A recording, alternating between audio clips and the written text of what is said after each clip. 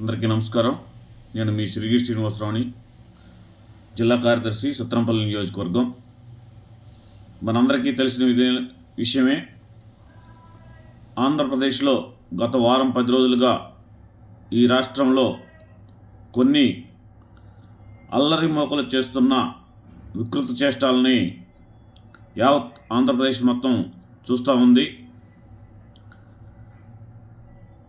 2024 కూటమి ప్రభుత్వం ఏర్పడినాక ఈ రాష్ట్రంలో ఈ రాష్ట్ర అభివృద్ధి కోసం, ఈ రాష్ట్ర ప్రజల శ్రేయస్సు కోసం అనేక సంక్షేమ పథకాలు, అభివృద్ధి పనులు చేసుకుంటూ ప్రజల మన్ననలు పొందుతూ భారతదేశమే ఆంధ్రప్రదేశ్ వైపు చూస్తున్న సమయంలో ఈ చేస్తున్న అభివృద్ధి కార్యక్రమాలు, సంక్షేమ పథకాలని పక్కదోవ పట్టించడానికి కృతనిశ్చయంగా ఏ విధంగా ప్రజల్ని డైవర్ట్ చేయాలి, రాష్ట్ర ప్రభుత్వాన్ని డైవర్ట్ చేయాలనే ఒక ముఖ్య ఉద్దేశంతో తిరుపతి అనే అంశాన్ని చేతిలోకి తీసుకొని వారి ఇష్టానుసారంగా ఆ కలియుగ దేవదేవుడు వెంకటేశ్వర స్వామిని వారి రాజకీయ పబ్బం కట్టుకోవడానికి ఈ రాష్ట్రంలో చేస్తున్న అలజడులు మనందరికీ తెలిసిన విషయమే. ముఖ్యంగా ఈ కూటమి ప్రభుత్వం ఏర్పడ్డాక జగన్మోహన్ రెడ్డి గారికి వచ్చిన భయం గవర్నమెంట్ ప్రజలకి చేరువైపోయింది. ప్రతి సామాన్య మానవుడి మనసు గెలుచుకుంటుంది అనే భయంతో. ఎందుకు ఆ భయం వచ్చిందంటే, కూటమి ప్రభుత్వం ఏర్పడ్డాక తను ఒక పెన్షన్ గత ప్రభుత్వం అనౌన్స్ చేశాడు, 2000 నుంచి 3000 పెంచుతున్నాడని. ఆ పెన్షన్ 2000 నుంచి 3000 చేయడానికి దాదాపుగా 4 సంవత్సరాలు పట్టింది. ప్రతి సంవత్సరం 250 రూపాయలు కలుపుకుంటూ పోతూ, అరే నేను 4 సంవత్సరాలైనా పెన్షన్ని 3000 రూపాయలు పూర్తి చేయలేకపోయాను. కూటమి ప్రభుత్వం రావడంతోనే ప్రతి పెన్షన్దారుడికి ఈ గవర్నమెంట్ 4000 రూపాయలు 1వ తారీఖు రాకముందే, ఆదివారం వస్తే 30వ తారీఖే ముందే వెళ్ళి పంచుతున్నారు. ఎందుకు నేను చేయలేకపోయాను, ఈ కూటమి ప్రభుత్వం ఇంత గర్వంగా చేస్తుందని భయాందోళన. అలాగే అమ్మఒడిని పెట్టాడు జగన్మోహన్ రెడ్డి గారు 2024లో. ప్రతి ఇంటిలో ఎంతమంది బిడ్డలు ఉంటే అంతమంది బిడ్డలకు అమ్మఒడి కింద 13,000 రూపాయలు ఇస్తానని అనౌన్స్ చేశాడు. లాస్ట్ చేతులు ఎత్తేసి ఒకే వ్యక్తికి ఇంట్లో ఒక బిడ్డే, కదం బిడ్డల కింద లెక్క కాదు. అదే ఈ కూటమి ప్రభుత్వం ఏర్పడ్డాక తల్లికి వందనం పేరుతో కుటుంబంలో 2 ఉంటే 2, 4 ఉంటే 4, 5 ఉంటే 5, 6 ఉంటే 6, దాదాపుగా 10,000 కోట్లు 10,000 కోట్ల రూపాయలు రిలీజ్ చేసి ఆల్రెడీ 8,700 కోట్ల రూపాయలు పంచడం జరిగింది. అలాగే పెన్షన్ ప్రతి నెల 28 కోట్లు. ఇకపోతే కూటమి ప్రభుత్వం ఇంకొక అద్భుతమైన రైతన్నకి అండగా నిలబడాలని ప్రతి రైతుకి ప్రతి సంవత్సరం 20,000 రూపాయలు. ఆర్థిక సమస్యల కారణంగా కూటమి ప్రభుత్వం 3 విడతలుగా 7,000 రూపాయలు రైతన్నకు అందిస్తుంది. దాదాపు 9,400 కోట్ల రూపాయలు. ఇప్పటికీ 2 విడతలుగా 6,300 కోట్ల రూపాయలు రైతన్నులకు అందజేయడం జరిగింది. అదే మన మాజీ ముఖ్యమంత్రి వర్యులు జగన్మోహన్ రెడ్డి గారు కూడా అందించారు. నేను 13,000, 15,000 ఇస్తానని చెప్పి కేంద్రం నిధులతో కలిపి అవన్నీ నేనే చేశానని చెప్పి గొప్పలు చెప్పుకొని రైతన్నలకి మొహం చూపుకోలేక డిజాల్వ్ అయిపోయాడు. ఇకపోతే కూటమి ప్రభుత్వం చేస్తున్న అత్యంత ప్రధానమైన నరేంద్ర మోడీ గారికి ఇష్టమైన జల్ జీవన విధానం. దాదాపు జగన్మోహన్ రెడ్డి గారి హయాంలో కనీసం ఒక 20,000 25,000 కోట్లు కూడా తీసుకురాలేని జనస్థితిలో ఉంటే కూటమి ప్రభుత్వం ఏర్పడగానే దాదాపు 70,000 కోట్లు ప్రపోజల్ పెట్టి సెంట్రల్ గవర్నమెంట్కి 67,000 కోట్ల రూపాయలు శాంక్షన్ చేసుకొని ఫేజ్ 1గా 2,700 కోట్ల రూపాయలు రిలీజ్ చేసి ప్రతి ఇంటికి కుళాయి ఉండాలి, ప్రతి వ్యక్తికి మంచినీరు అందించాలని చెప్పే సదుద్దేశంతో ముందుకు సాగుతుంటే, అలాగే మా అధినాయకుడు జనసేన పార్టీ అధ్యక్షులు శ్రీ కొనిదెల పవన్ కళ్యాణ్ గారు ఈ కూటమి ప్రభుత్వంలో పంచాయతీరాజ్ శాఖ, పర్యావరణం ముఖ్య మంత్రివర్యులుగా పదవి చేపట్టినాక పంచాయతీరాజ్ వ్యవస్థని సమూలంగా మార్చేసి ఈ భారతదేశంలోని నెంబర్ 1 స్థానంలో నిలబెట్టి పంచాయతీలని ఆంధ్రప్రదేశ్లో ఒక ఆదర్శ పంచాయతీలుగా తీర్చిదిద్దాలని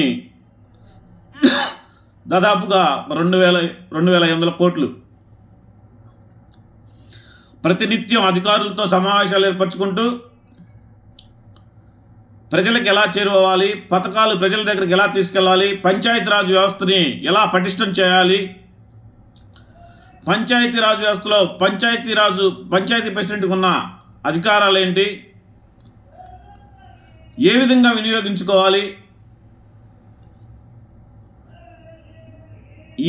ఈ భారతదేశంలో ఇన్ని సంవత్సరాలు ఏ గవర్నమెంట్ చేయలేని విధంగా 13,326 పంచాయతీలు ఒకేసారి సమావేశాలు ఏర్పరిచి ఆ గ్రామంలో ఏమేమి కావాలి, ఏమేమి పనులు కావాలని ఆ గ్రామ పంచాయతీలో తీర్మానం చేసుకొని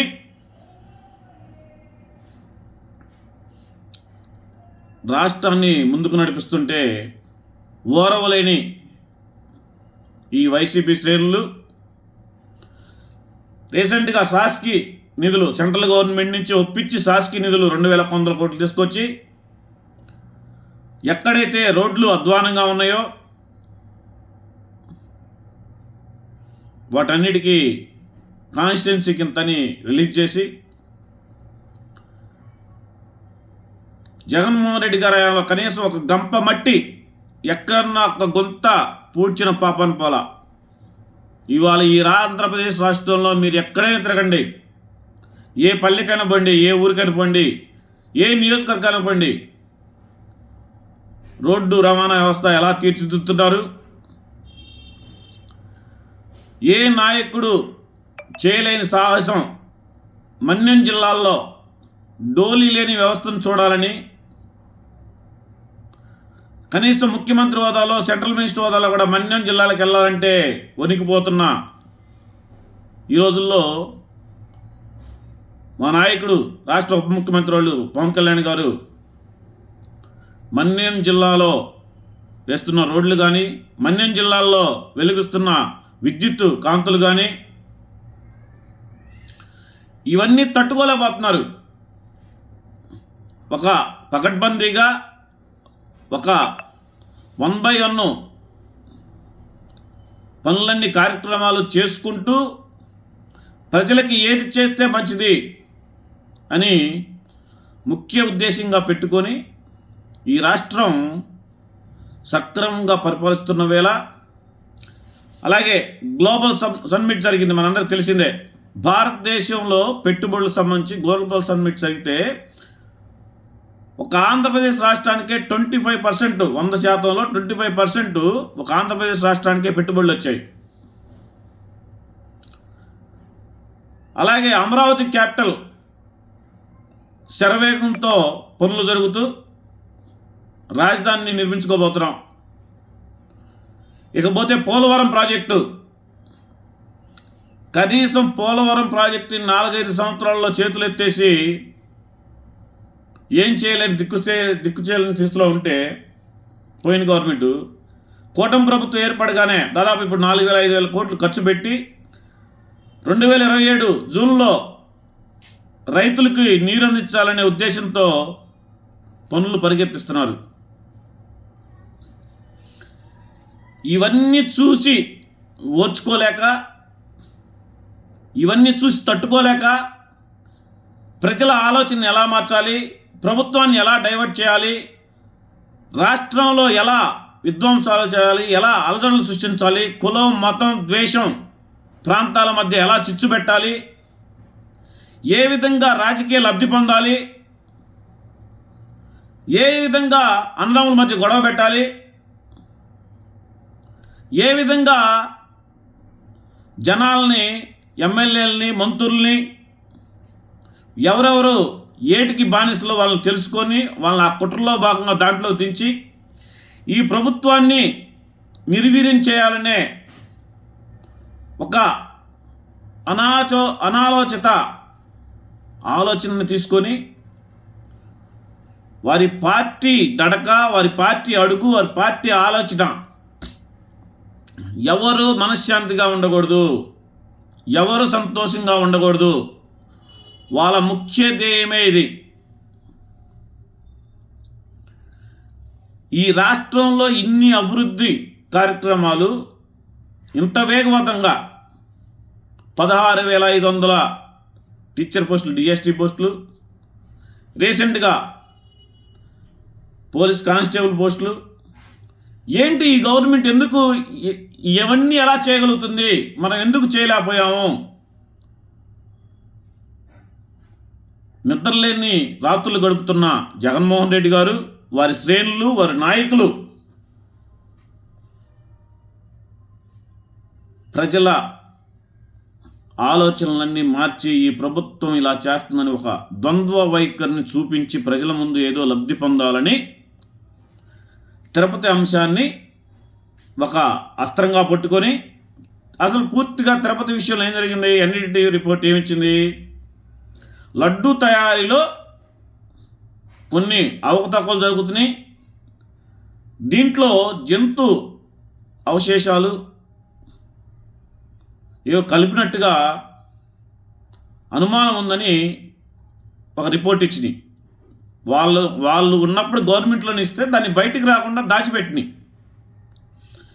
దాన్ని కూటమి ప్రభుత్వం ఇలా జరుగుతుంది, దీన్ని మనం సక్రమార్గ మార్గాల్లో తీసుకెళ్ళాలి, గత ప్రభుత్వం ఇలా చేసింది అని ప్రజల ముందు ఉంచారు. దానికి సిబిఐ, సెంట్రల్ గవర్నమెంట్ కోర్టు ద్వారా తీసుకొని సిట్ మీదకి ఒకటి ఇచ్చింది. జంతు అవశేషాలని, కొవ్వు పదార్థాలని మేము గుర్తించలేకపోయాం, అవి లేవని మేము చెప్పలేము, కానీ నెయ్యి పూర్తిగా కలుషితమైనది, ఇది రసాయనాలతో కూడిన నెయ్యి, లడ్డు తయారీలో ఉపయోగిస్తుంది, పూర్తిగా కెమికల్స్తో కూడిన రసాయనాలు. ఒక చిన్నపిల్లోడికి ఆ రిపోర్ట్ ఇచ్చినా కూడా చూసి చెప్తాడు.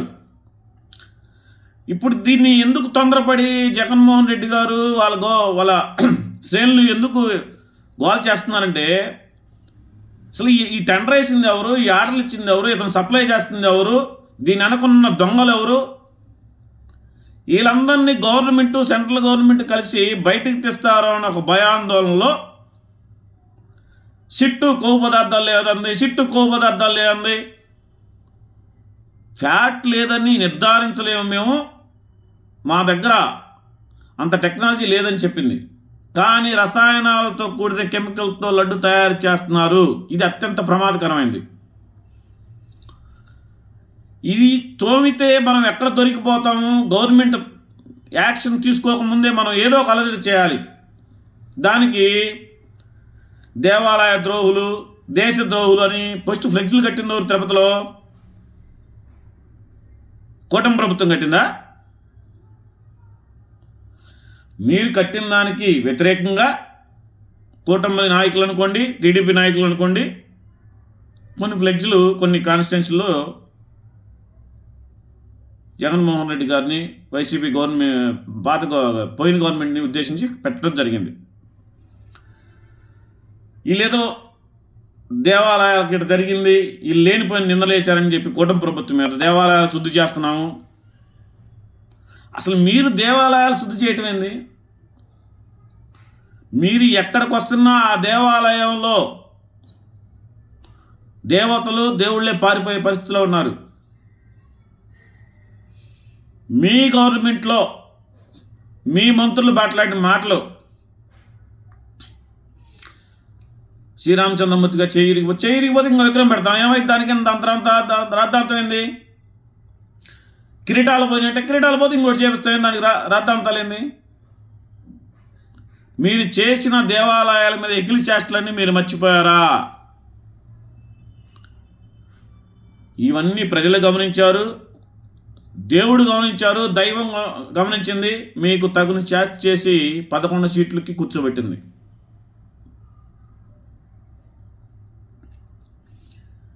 ఇది ఒక్క అంశాన్ని పట్టుకొని అసలు జరిగిన సంఘటన ఏంటి?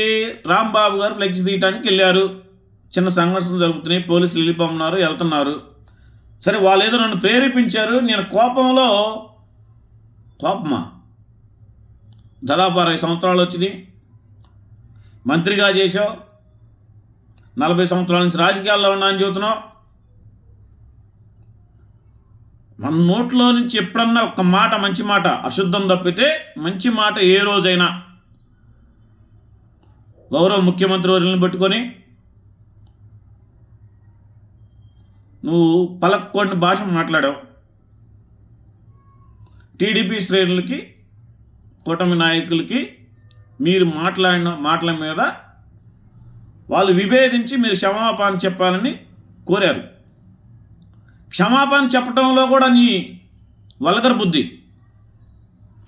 స్వర్రాప్ మూమెంట్లో నేను అనకూడదు, ఆ పెద్ద మనిషిని స్వర్రాప్ మూమెంట్లో నేను అనేశాను. ఏంటి స్వర్రాప్ మూమెంట్? నేను స్వర్రాప్ మూమెంట్లో చాలా అంటాను, వింటావా? వినగలవా?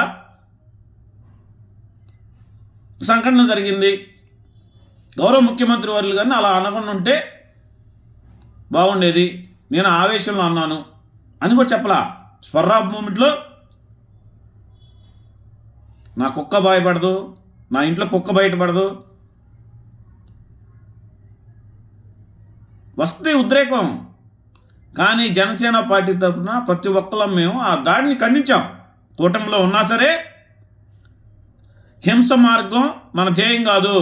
గౌరవ ముఖ్యమంత్రి గారి ధ్యేయం కానీ, డిప్యూటీ సీఎం గారి ధ్యేయం కానీ, పవన్ కళ్యాణ్ గారి ధ్యేయం కానీ ప్రేమించడం తప్ప హింసించడం మాకు తెలియదు. మీరు పెద్ద పెద్ద నీతి వాక్యాలు, పెద్ద పెద్ద స్లోగన్లు ఇస్తున్నారు. మీరు 2024లో మీరు కూర్చొని మీరు చేసిన అన్యాయాలు, అకృతాలు మీరు ఒక్కసారి నెమరు వేసుకోండి. డాక్టర్ సుధాకర్ దగ్గర నుంచి, మీ ఎమ్మెల్సీ దగ్గర నుంచి, అనంతబాబు దగ్గర నుంచి, గోరంట్ల మాధవ్ దగ్గర నుంచి, వెల్లంపల్లి ఉన్నాడుగా దుర్గగూడలో చేసిన దాని గురించి చాలామంది పేర్లు చెప్పుకోలేమన్నమాట. మా పాలనలో ఒక్కళ్ళ మీద కేసు లేదు, మేము ఎవరిని బెదిరించలేదు, మేము చాలా నీతివంతంగా పరిపాలించాము. నువ్వన్నావుగా దేశంలో లేని అన్ని సంక్షేమ పథకాలు జగన్మోహన్ రెడ్డి గారిని నేను ప్రవేశపెట్టాన్నావుగా, అయినా ప్రజలు ఎందుకు హేయించుకున్నారు తెలుసా? భయం. ఒక మనిషి ఇన్ని మంచి పనులు చేసినా కూడా నీ భాష, నీ యాటిట్యూడు, నీ ప్రవర్తన, నీ అహంకారం చూస్తే నువ్వు అతనికి పంచపక్ష పరవానాలు పెట్టినా కూడా నిన్ను ఇష్టపడ్డావు. మీరు ముందు అది తెలుసుకోండి. మీరు చేయాల్సింది, ఈ గవర్నమెంట్ ఇన్ని అద్భుత పథకాలు ఎలా చేస్తుంది, ఎందుకు ప్రజలకు ఇలా అందిస్తుంది, ఎలా చేయగలుగుతుంది, ఈ రాష్ట్రం అభివృద్ధి పథకాలు ఎందుకు వెళ్తుంది, మనం ఎందుకు చేయలేకపోయాం, ఎక్కడ విఫలమయ్యామని ఆలోచించుకొని ప్రభుత్వం తీసుకున్న నిర్ణయాల్లో ఏమైనా తప్పిదాలుంటే ఎత్తి చూపిస్తూ ప్రజల మన్ననలు పొందాలి. కానీ మేము వస్తే రఫా కుర్రోళ్ళు ఆ మాత్రం అనుకున్నంటారా? అంటారు. మరి మీ మంత్రి గారు, మాజీ మంత్రి గారు అన్నప్పుడు మరి కుర్రోళ్ళు కూడా కొడతారు కదా, అలాగే దాడి చేశారు.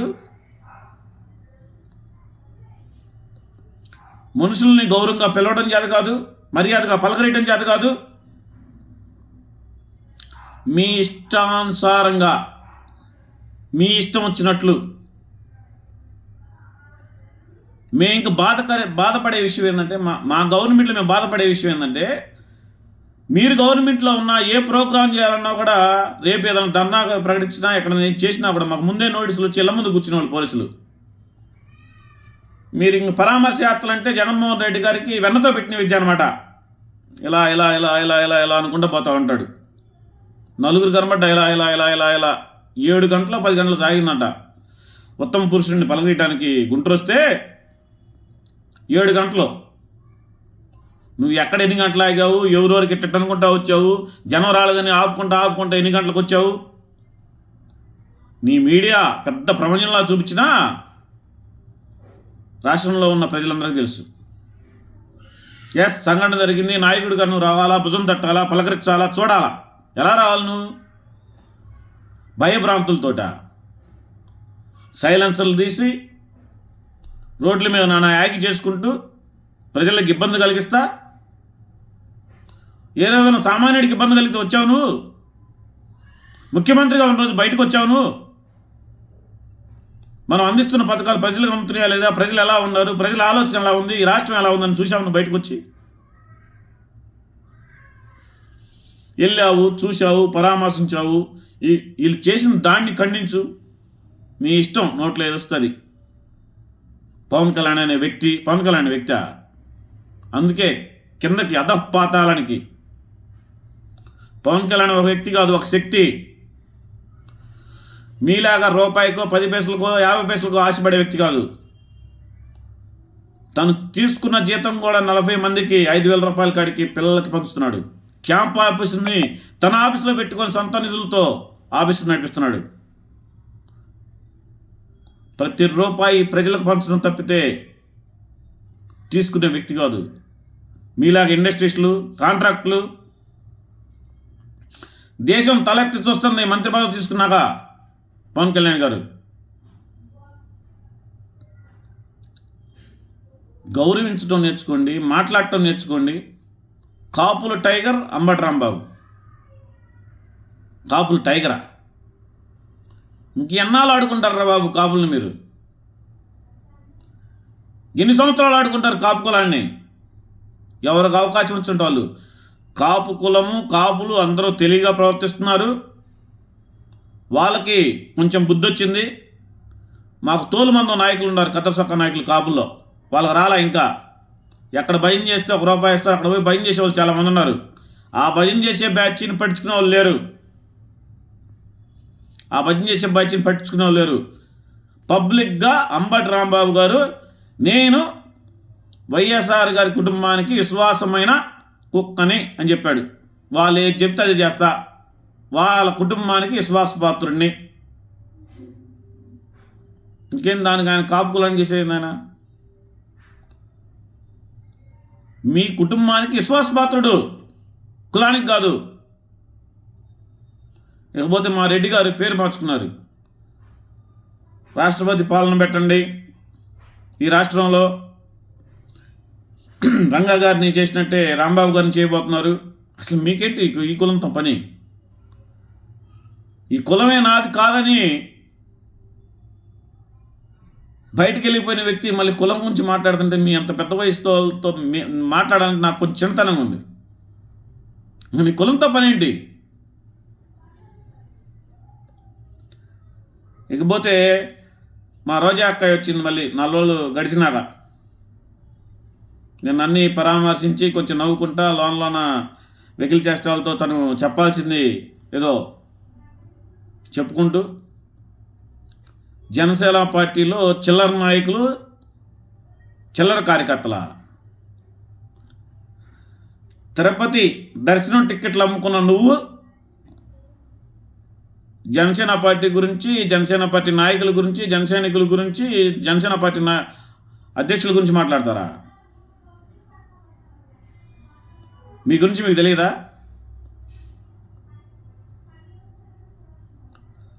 ఎందుకు మీరు తట్టుకోలేకపోతున్నారు? ఎందుకు అంత విపరీతమైన సంవత్సరంన్నరలోనే?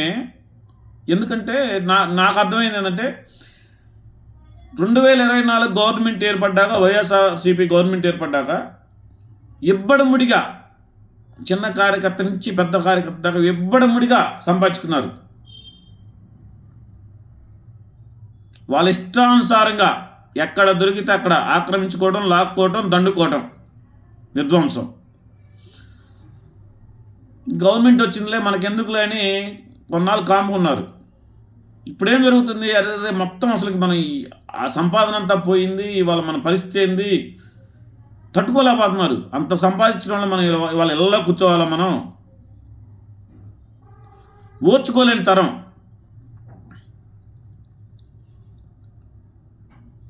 దయచేసి కూటమిలో ఉన్న నాయకులు, కార్యకర్తలు ప్రతి ఒక్కళ్ళు చాలా జాగ్రత్తగా ఆలోచించి మాట్లాడండి. కూటమి గవర్నమెంట్ చేస్తున్న అభివృద్ధిని, సంక్షేమాన్ని దృష్టి మళ్లించడానికి ఒక విధ్వంసకరమైన మార్గాన్ని వైసీపీ ఎత్తుకుంది. దాంట్లో చిక్కుకొని మనమే వాళ్ళకి అవకాశాలు ఇస్తూ, వాళ్ళకి ఎక్కడా లేని అవకాశాలని మనం కల్పిస్తూ, ప్రతిరోజు నిత్యం వార్తల్లో వాళ్ళని ఉండేట్టు చేస్తుంది మనమే అని నా ఒపీనియన్. ఈ రాష్ట్ర ప్రజలు కూటమి ప్రభుత్వం మీద ఎన్నో ఆశలు పెట్టుకున్నారు. ఈ రాష్ట్రం అభివృద్ధి చెందాలంటే ఈ కూటమి ప్రభుత్వం 10-15 సంవత్సరాలు కలిసి ప్రయాణం చేయాలా అనే ఒక అద్భుతమైన నిర్ణయంతో ప్రజలు నిర్ణయించుకొని ఉన్నారు. మరీ ముఖ్యంగా నేను క్లియర్గా చెప్తాను, కూటమిలో ఉన్న నాయకులు వైసీపీ నాయకులతో చట్టా పట్టాలు వేసుకొని తిరుగుతున్నారు. ఇది బహిరంగ నిజమే. నాయకులు దీని మీద దృష్టి సారించకపోతే 1-2 రోజులు 4 రోజుల ముందు ఎలక్షన్ ముందు వచ్చి వైసీపీ నుంచి వచ్చి జాయిన్ అయిన నాయకులు మనిషి ఇక్కడే ఉంటాడు. వాళ్ళ ఆలోచన, వాళ్ళ ఇష్టం మొత్తం వైఎస్ఆర్సీపీ మీద ఉంటుంది. పోయిన గవర్నమెంట్లో వాళ్ళే సంపాదించుకున్నారు. ఒక 4 రోజుల ముందు, వారం ముందు వచ్చి ఈ గవర్నమెంట్లో వచ్చి ఈ గవర్నమెంట్లో కూడా నాయకుల్లా చలామణి అవుతూ కొన్ని గ్రామాల్లో కూటమి నాయకులనే లెక్క చేయకుండా వీరి ప్రవర్తన, వారికి అండదండలు అందిస్తున్న కూటమి నాయకులు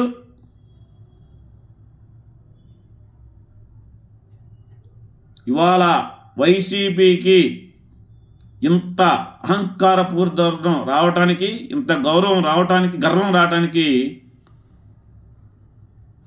కూటమి నాయకులే సహకరిస్తున్నారు. ఆ సహకరించేది ప్రతి ఒక్కరు తెలుసు. నాకు తెలిసి జనసేన పార్టీ అలాంటి తప్పు చేయదు. ఎవరో 1-2 నాయకులు ఉంటారో, అసలు లేరని నేను చెప్పను 100%. మా అధ్యక్షులు, మా పార్టీ ఏది నిర్ణయం తీసుకుంటేనే అదే ధర్మంగా పాటించి ప్రతి అడుగు వేస్తాము. మేము సంపాదించుకోవాలనో, కోట్లకు పడిగెత్తాలనో జనసేన పార్టీలోకి రాలేదు. జనసేన పార్టీ నాయకుడితో కలిసి ప్రయాణం చేయట్లేదు. మా నాయకుడి నిర్ణయం ఏదైతే ఈ దేశ సంపదని ఈ దేశ ప్రజలకి అందించాలి, ఈ దేశం ప్రపంచంలోనే మొట్టమొదటి స్థానంలో ఉండాలి అనే నిశ్చయంతో పనిచేస్తున్నాడు. ఆయన తీసుకునే నిర్ణయం కోసం పనిచేస్తాం కానీ ఎక్కడ తప్పుదోవలు వెళ్ళాం. దయచేసి కూటమి ప్రభుత్వం దీని మీద దృష్టి సారించి నాయకులు పల్లెల్లో ఏం జరుగుతుంది, ఎవరితో ములాఖత్ అయ్యారు,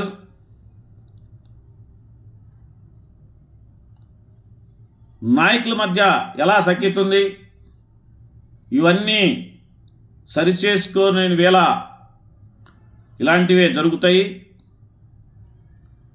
ప్రతి ఒక్కళ్ళు దీన్ని అర్థం చేసుకొని ముందుకు సాగాలని కోరుకుంటున్నాను. మనం చేస్తున్న అభివృద్ధి, సంక్షేమం ఎక్కడా ఆగిపోకూడదు. దుష్టశక్తుల వలయంలో చిక్కుకొని మనం అభివృద్ధి, సంక్షేమాన్ని పక్కదో పట్టించకూడదు. నాయకులకు సహకరిస్తా, గవర్నమెంట్కి సహకరిస్తా, అధినాయకులు మాటలు వింటా ఈ రాష్ట్ర ప్రభుత్వంలో కూటమి ప్రభుత్వం చేపడుతున్న ప్రతి కార్యక్రమాన్ని ప్రజల ముందుకు తీసుకెళ్తా. ఈ కూటమి ప్రభుత్వం ఉండటం వల్ల ఈ రాష్ట్రం ఎంత అభివృద్ధి పదంలో ముందుకెళ్తుందో తెలియచెప్పి ప్రజల వద్దలకు మనం వెళ్ళాలని సవినయంగా కోరుకుంటున్నాను. జై జనసేన, జై హింద్.